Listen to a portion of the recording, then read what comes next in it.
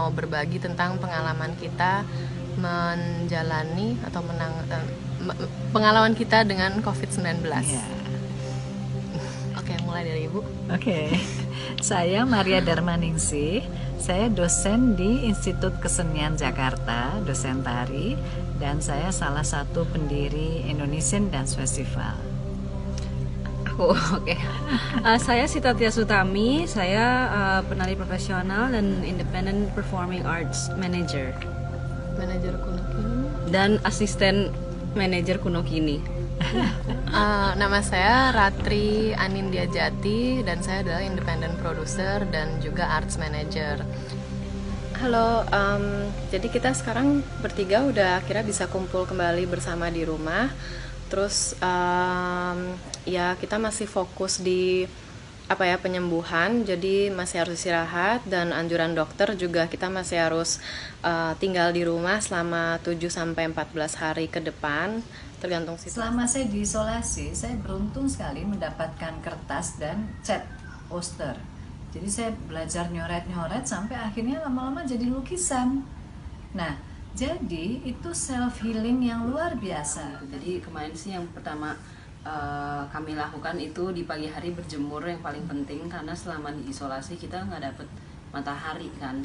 Ya pastinya harus istirahat juga karena memang dari kita bertiga sepertinya aku yang masih paling lemah dan harus recovery. Jadi karena di isolasi kan diinfus dengan berbagai macam obat dan vitamin, jadi rasanya sehat, tapi karena diinfus ya tiduran aja meskipun ada olahraga dikit di dalam juga. Cuman ya itu begitu keluar rumah sakit pulang ke rumah kan infus lepas, jadi sampai sini aku lemes lagi gitu, jadi memang harus banyak istirahat, banyak tidur. Saya sempat ngerasa kayak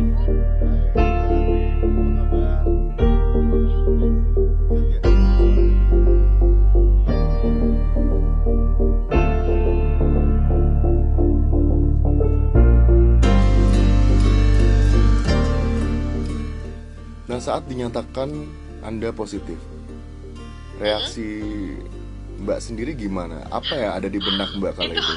itu jam 2 pagi saya dibangunin sama dokter, dinyatakan positif. Saya sih pertama saya kayak kenapa ya dokter jam 2 pagi gitu, alasannya supaya tidak bikin panik, tapi kan saya juga namanya juga masih tidur ya, jadi otak saya tuh belum bangun.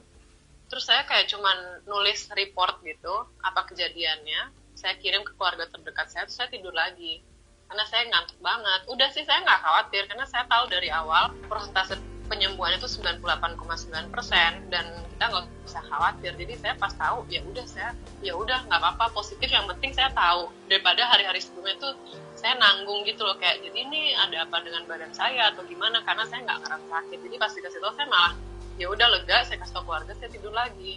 Saya juga yakin bahwa ibu sama adik saya bisa sembuh.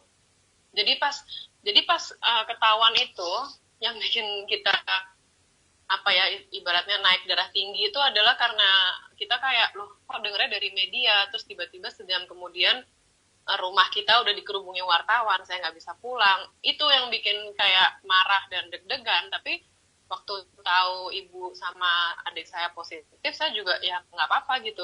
Saya tahu mereka bakal sembuh dan malah bagus mereka diisolasi. Yang bahaya adalah karena penyebarannya sangat cepat dan adik saya itu dia positif, tapi dia tuh umurnya umur prima, jadi dia pasti bisa sembuh dengan cepat. Sempat khawatir karena ibu saya lebih tua, tapi setelah saya bicara sama dia, hari itu aja dia udah nggak demam, udah nggak batuk, udah nggak apa-apa, dan dia senang, dia diinfus antibiotik dan vitamin, udah it's all okay gitu. Mereka juga yang bikin mereka benar-benar literally hasil darahnya agak tinggi karena stres pemberitaan di luar. Jadi akhirnya mereka matiin TV semuanya, fokus penyembuhan, yang udah gitu. Kita sih gitu aja.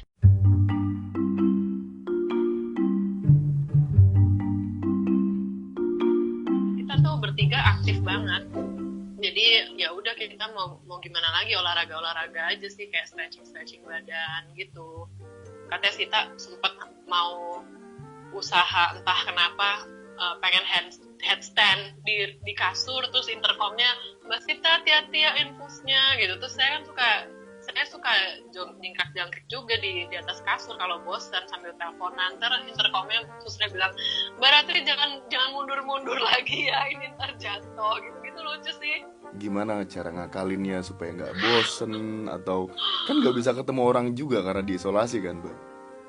Iya, itu ya gitu. Pas ya awal-awal masuk sih, hari pertama sih saya seneng banget karena ternyata kamarnya Sita sama Ibu tuh gimana ya, ini kamar Sita, lalu ada kamar satu lagi, kamar Ibu di satu barisan, terus kamar saya di seberangnya di tengah-tengah. Jadi pas masuk kita bertiga teleponan gitu, terus kita dada-dadahan karena pintunya ada jendelanya.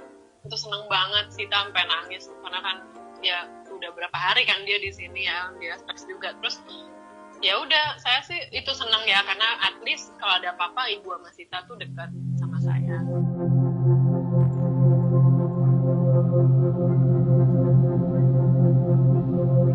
Dari kita yang masih positif COVID-19 tetap semangat dan fokus ke self healing karena ini benar-benar bisa sembuh dan bisa sehat kembali. Kita cuma harus hati-hati, jaga diri dan disiplin dan fokus kesembuhan. Dan kalian semua pasti bisa sakit. Yang baru tahu kalau mereka positif juga jangan panik, semuanya pasti bisa sembuh. Dan yang memiliki simptom jangan takut untuk cek ke dokter. Jangan takut untuk diisolasi karena tidak semenyeramkan yang kalian bayangkan juga kok. Oke. Mau nambah? Ya satu lagi sih, kayak Ratri itu kan nggak ada simptom sama sekali. Ternyata dia carrier. Jadi orang seperti Ratri memang harus hati-hati sekali. Kita semua nggak tahu, karena itu memang bagus 14 hari diam di rumah itu untuk memutuskan tali rantai COVID-19. Penularan. Ya.